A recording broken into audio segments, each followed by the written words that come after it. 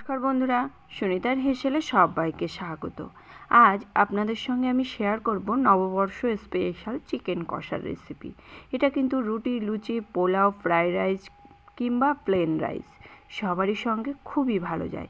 আর একদম অন্যরকম পদ্ধতিতে এই চিকেন কষা আমি তৈরি করে দেখাবো। চলুন তাহলে রেসিপিটি শুরু করা যাক। এখানে দেখুন আমি চিকেন নিয়েছি 700 গ্রাম। চিকেনটাকে কিন্তু পরিষ্কার করে ধুয়ে নিয়েছি। এবার দিয়ে দিয়েছে কড়াইতে পরিমাণ মতো সর্ষের তেল। তেলের মধ্যে আমি এখানে দিয়ে দেবো তেজপাতা, শুকনো লঙ্কা আর দিয়েছি গোটা গরম মশলা ফোড়ন। ফোড়নটা দিয়ে যখন সুন্দর একটা গন্ধ বেরোতে শুরু করবে তখনই আমি এর মধ্যে দিয়ে দেবো একটা বড় সাইজের পেঁয়াজ। আমি সেটাকে বেটে নিয়েছি, সেই পেঁয়াজ বাটা এখানে ব্যবহার করব। খুব ভালো করে পেঁয়াজটাকে কিন্তু ভেজে নেব। পেঁয়াজটা দিয়ে যখন লালচে রং ধরে যাবে তখনই আমি এর মধ্যে দিয়ে দেব 1 চামচ আদা রসুনের পেস্ট। এখানে আদা আর রসুনটাকে কিন্তু একসঙ্গে পেস্ট করে নিয়েছি। সেই আদা রসুনের পেস্ট এখানে 1 চামচ দিয়ে দিয়েছি। আর দিয়ে দিয়েছি একটা বড় সাইজের টমেটো, সেটাকেও আমি কিন্তু পেস্ট করে নিয়েছি। সেই টমেটো পেস্ট এখানে দিয়ে দেব। দিয়ে দিয়েছি পরিমাণ মতো হলুদ গুঁড়ো। আর দিয়ে দেব 1/2 চামচ কাশ্মীরি লঙ্কার গুঁড়ো। এবার এখানে দিয়ে দেব 1/2 চামচ জিরে গুঁড়ো, 1/2 চামচ ধনিয়া গুঁড়ো। খুব ভালো করে সমস্ত মশলাটাকে কিন্তু আমি একটু মিশিয়ে নেব। আর এখানে কিন্তু আমি ঝালের জন্য কাঁচা লঙ্কাটাই ব্যবহার করব। আমি এখনও কিন্তু কাঁচা লঙ্কাটা ব্যবহার করিনি। এখানে আমি কাঁচা পাকা লঙ্কাকে একসঙ্গে পেস্ট করে নিয়েছি। সেই কাঁচা পাকা লঙ্কার পেস্ট এখানে দিয়ে দিয়েছি। যে যেমন ঝাল খেতে পছন্দ করেন সেই অনুযায়ী কিন্তু ঝালটা ব্যবহার করবেন। এবার সমস্ত মশলাটাকে কিন্তু খুব ভালো করে একটু কষিয়ে নেব। আর আমি কিন্তু এখনও কোনো রকম লবণের ব্যবহার করিনি। এখানে মশলাটা খুব ভালো করে আমি কষিয়ে নিয়েছি। দেখুন মশলা থেকে কিন্তু খুব সুন্দর তেলটা ছেড়ে গেছে। এবার এর মধ্যে দিয়ে দেবো পরিষ্কার করে ধুয়ে রাখা চিকেনের টুকরোগুলো। চিকেনের টুকরোগুলো দেওয়ার পরে মশলার সঙ্গে কিন্তু খুব ভালো করে আমি মিশিয়ে নেব। এইভাবে মেশাতেই কিন্তু চিকেনটাকে কিন্তু খুব ভালো করে একটু কষিয়ে নিতে হবে।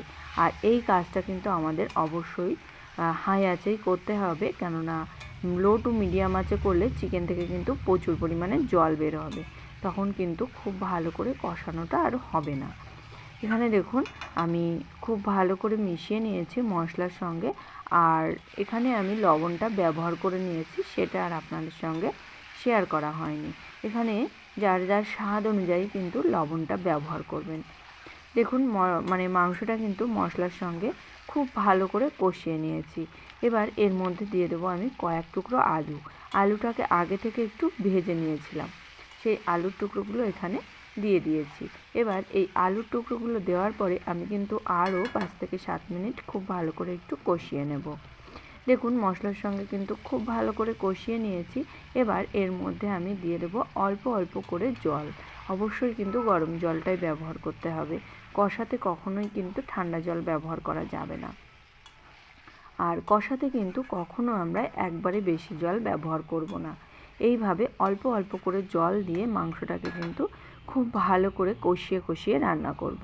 এখানে দেখুন অল্প করে জল দিয়ে আমি খুব ভালো করে মিশিয়ে নিয়ে ঢাকা দিয়ে রান্না করে নেব প্রায় 10 মিনিট মতো। ঢাকা দিয়ে রান্না করে নিয়েছি 10 মিনিট। দেখুন চিকেন আর আলু কিন্তু মোটামুটি সেদ্ধ হয়েই গেছে, আর চিকেন থেকে কিন্তু অনেকটাই জল বেরিয়ে গেছে। এবার আমি আবারও কিন্তু 10 মিনিটের জন্য ঢাকা দিয়ে রান্না করে নেব। দেখুন আবারও কিন্তু আমি 10 মিনিট ঢাকা দিয়ে রান্না করে নিয়েছি। এখন আমাদের আলু আর চিকেন কিন্তু খুব ভালো করেই সেদ্ধ হয়ে গেছে। এই অবস্থায় আমি এখানে দিয়ে দেব 1/2 চামচ পরিমাণে গরম মশলার গুঁড়ো। এখানে আমি একটু গরম মশলা গুঁড়ো ব্যবহার করেছি, আপনারা চাইলে নাও করতে পারেন। আর দিয়ে দেবো 1 চামচ ঘি। কষাতে কিন্তু অবশ্যই ঘিয়ের ব্যবহারটা করতে হবে, তাই নাহলে কিন্তু কষার যে টেস্ট সেই টেস্টটা কিন্তু আসবে না। খুব ভালো করে ঘি আর গরম মশলাটাকে মিশিয়ে নিয়ে আমি কিন্তু আবারও ঢাকা দিয়ে রান্না করে নেব 5 থেকে 7 মিনিট মতো।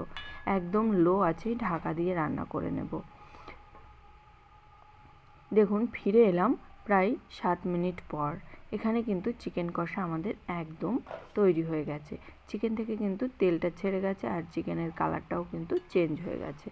তাহলে বন্ধুরা দেখলেন কত সহজেই কিন্তু চিকেন কষা তৈরি করে নেওয়া যায় বাড়িতেই। এটা কিন্তু একবারে বেশি জল দিয়ে চিকেন কষাটা তৈরি করলে এর টেস্টটা কিন্তু ভালো আসে না। সেই কারণে অল্প অল্প করে জল দিয়ে চিকেন কষাটা তৈরি করে নিতে হয়। চিকেনের কালারটা দেখুন কতটাই সুন্দর এসেছে। আর এই চিকেন কষা কিন্তু রাইস কিংবা পোলাও, রুটি, লুচি, পরোটা সবারই সঙ্গে খুবই ভালো যাবে। তাহলে বন্ধুরা আমার এই চিকেন কষার রেসিপি আপনাদের কেমন লাগলো অবশ্যই কিন্তু কমেন্ট করে জানাবেন। যদি ভালো লেগে থাকে তাহলে একটা লাইক করবেন আর সাবস্ক্রাইব করে পাশে থাকার অনুরোধ রইল। আজকের মতো এই পর্যন্তই। আবার দেখা হবে নতুন কোনো রেসিপি নিয়ে। ভালো থাকবেন, সুস্থ থাকবেন। ধন্যবাদ।